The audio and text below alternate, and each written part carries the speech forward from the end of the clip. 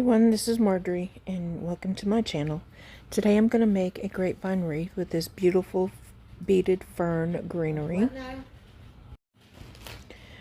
I thought this greenery was really pretty and really spoke fall to me, so I just purchased a bunch of these and wanted to make one of the more trending wreaths now with the beaded grass or beaded fern wreaths.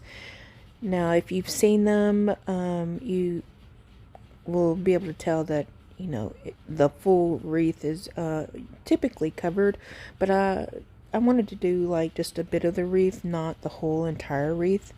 Maybe I'll do one of those at a later date. But here I've got my grapevine wreath and I'm just trimming off some of the little ends to it and trying to make it real nice and clean. I guess if you didn't want to do this, you didn't really have to do this part, but this is just something that I like to do to kind of clean up my grapevines. And besides, I'm only going to cover part of it, not all of it, but a lot of the times you can just, the decorations on the wreath will cover it up. Now, what I like to do here is I really like to go ahead and try to put them in first before I actually glue anything down, and it's just because I wanted to make sure I like the placement. I'm new to making this type of wreath, and I just wanted to make sure excuse me, that I was able to put them in the places that I like, where they weren't looking too sparse. And anyways, you see I'm just going ahead and kind of moving things around. Now I will say, to make this wreath, it took me 7 of these greenery bushes, and yes, I did get it from Craftoutlet. Everything here that you see me working with the grapevine, the ribbons, and the greenery, all came from Craftoutlet. So I'll just let you watch as I finish putting those on.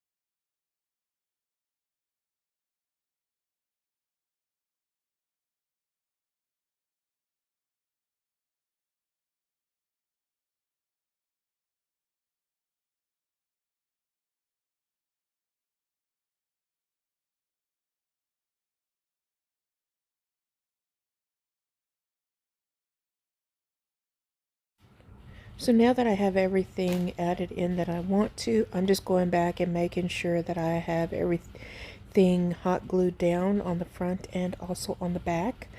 I also want to make sure that I don't really have too much of any of the stems poking out from the back. And so here I attached a hanger.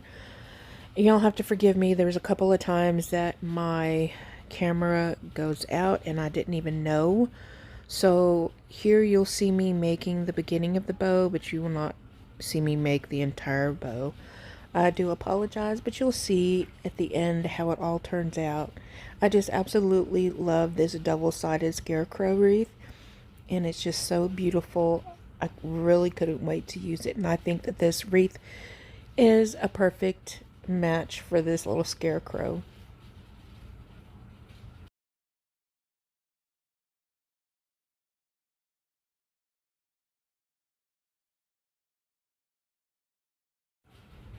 Now here's the whole wreath.